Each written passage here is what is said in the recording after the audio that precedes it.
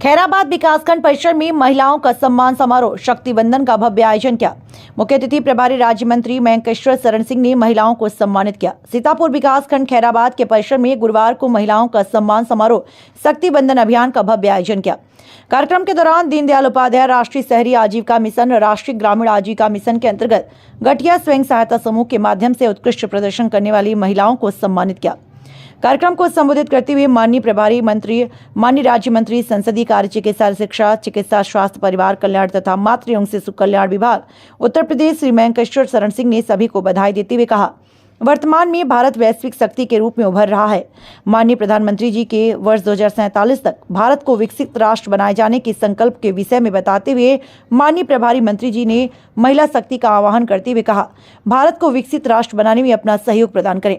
उन्होंने कहा, राष्ट्र निर्माण में महिला शक्ति की बड़ी हिस्सेदारी है। प्रधानमंत्री जी का स्वप्न है आने वाले भारत में 2 करोड़ लखपति दीदी हो। इसके लिए भी सभी को प्रयास करना होगा।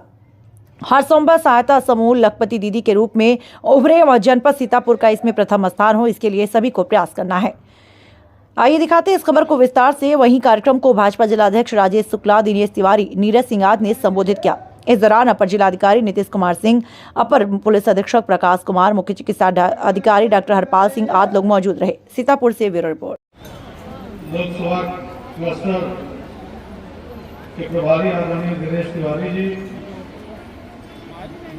सीतापुर जनपद के जिला प्रभारी आदरणीय नीरज सिंह जी, इस कार्यक्रम में बड़ी संख्या में यहाँ पे उपस्थित मेरी मातृशक्ति, मैं सबसे पहले आपके चरणों में अपना प्रणाम अर्पित करता हूँ।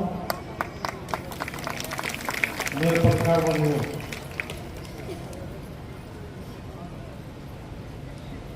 लगभग 10 साल हो गए हैं आदरणीय मोदी जी को, तो कितनी आसानी से मोदी जी पहचान लेते हैं, ये अपने आप में एक बहुत बड़ी बात है। पूरे भारत में इन 10 वर्षों में 14 करोड़ से अधिक शौचालय बने। ये एक ऐसी समस्या थी जिसमें विशेषकर हमारी जो माताएं बहनें हैं उसके लिए जाना पड़ता था। 2 कार्यकाल से आदरणीय प्रधानमंत्री नरेंद्र मोदी जी ने जिस प्रकार से मातृशक्ति के लिए काम किया है, उसमें निश्चित तौर पे जिस तरीके से नारी शक्ति भारतीय जनता पार्टी के साथ खड़ी है और आने वाले चुनाव में जिस तरह का माहौल हम लोग को दिख रहा है, 400 के पार तो जाना ही जाना है।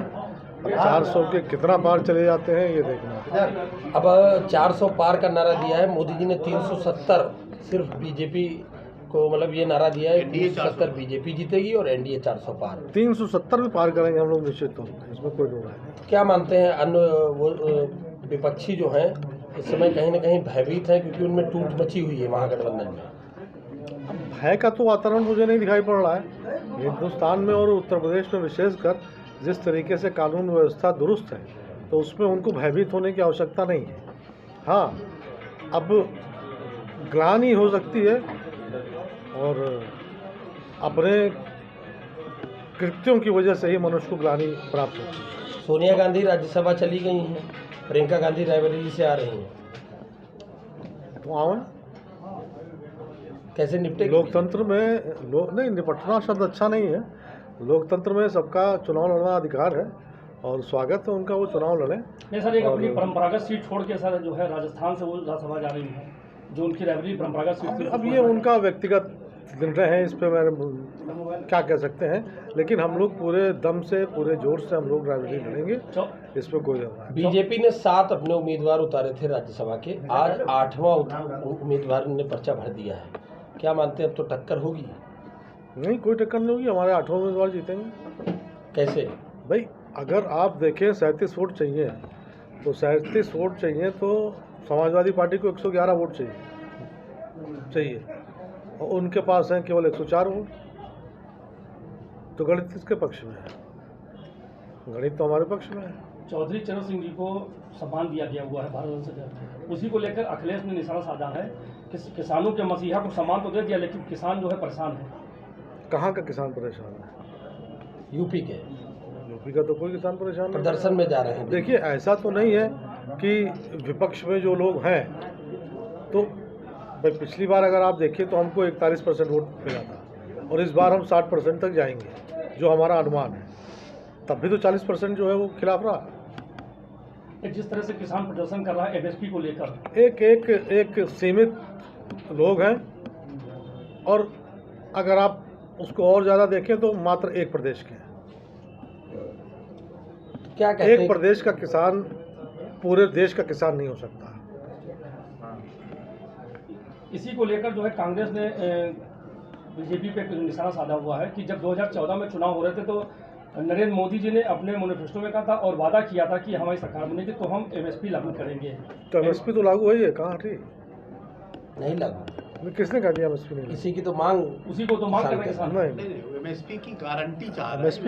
एमएसपी तो लागू हुई है। एमएसपी की गारंटी चाह रहा है। और पिछले अगर देखा जाए 8 सालों में 9 सालों में एमएसपी दुगनी हो चुकी है, चाहे वो गेहूं की हो, चाहे वो आपका धान की हो, और मक्का, बाजरा, ज्वार, मूंगफली, अरहर, मसूर, आलू, मूंग, इन सब की एमएसपी तो भारतीय जनता पार्टी की सरकार में 2 साल से शुरू हुई है। ये हमारी उत्तर प्रदेश की सरकार खरीद रही है। बीजेपी नारा देती है मोदी की गारंटी, तो क्या मोदी जी एमएसपी की गारंटी देंगे? नहीं, गारंटी जो संवैधानिक चीज़ें हैं उसकी दी जा सकती है। आप कोई असंवैधानिक कार्य कहिए उसके लिए गारंटी दे दें तो ये तो नहीं हो पाएगा। तो सीतापुर के लिए क्या कहेंगे, क्योंकि अब चुनाव काफ़ी नज़दीक है और अभी अगर देखा जाए तो सीतापुर में एक पूर्ण लोकसभा है और आंशिक 3 है, और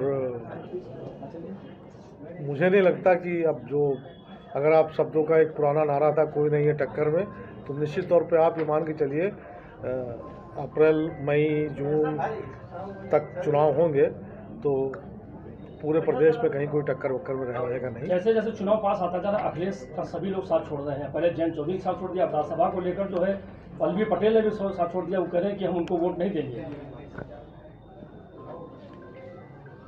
जब भगवान ने साथ छोड़ दिया तो सारी दुनिया तो साथ छोड़ेगी।